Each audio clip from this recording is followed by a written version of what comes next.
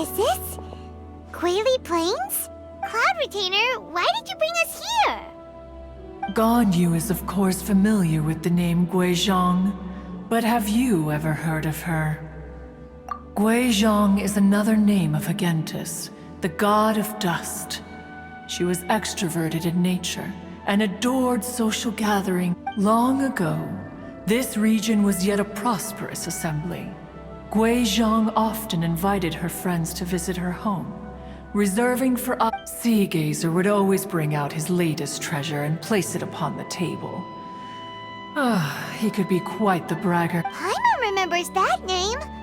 So that's what He was an old friend and a former rival. Once he had brought out the treasure, it would predictably become the center of attention.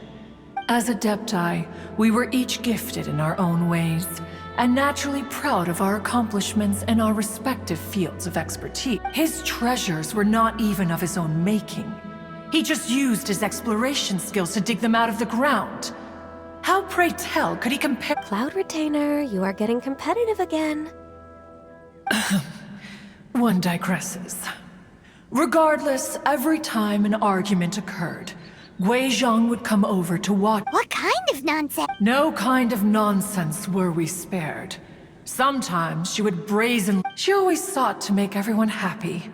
And one must say, she had quite the gift for it. It also helped that she never referred to one as that of— Come on, get over yourself! Anyway, just as our impassioned arguments would reach the apex of— Who would dare snub the Stove God and his wondrous crew?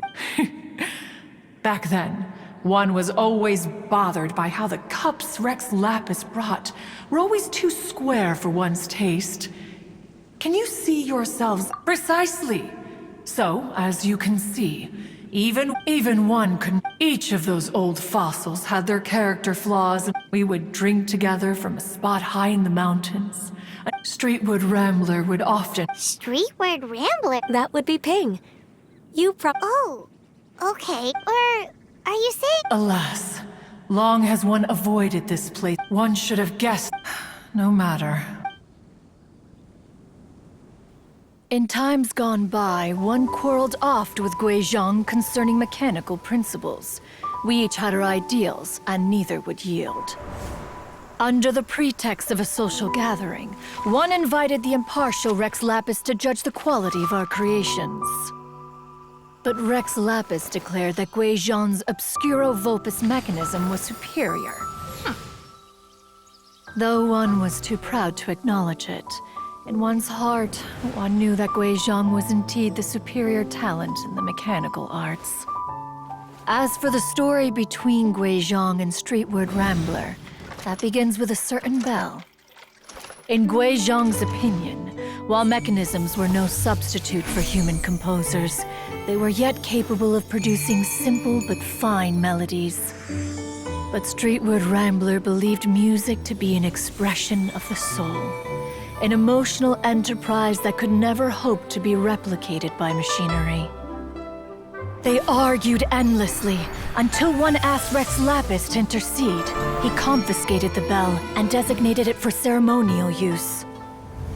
Thereafter, one would often find them convening in the mountains, discussing music, mechanics, and all the affairs of the mortal world. But these good times were not to last.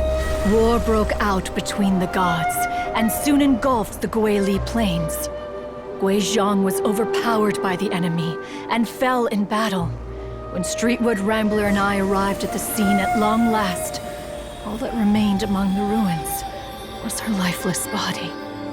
After this, at Streetwood Rambler's request, Rex Lapis granted her the cleansing bell for safekeeping. To honor our friend's memory, one made a few finishing touches to her ballistic device. Many lantern rites have passed since then. Many greetings and goodbyes. Upon what do you gaze? The Guili Plains? No. It's everything.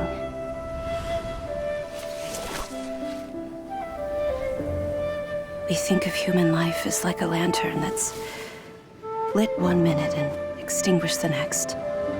But are we Adepti so different? Perhaps as dust settles after a storm, we too must one day return to the world below. One has always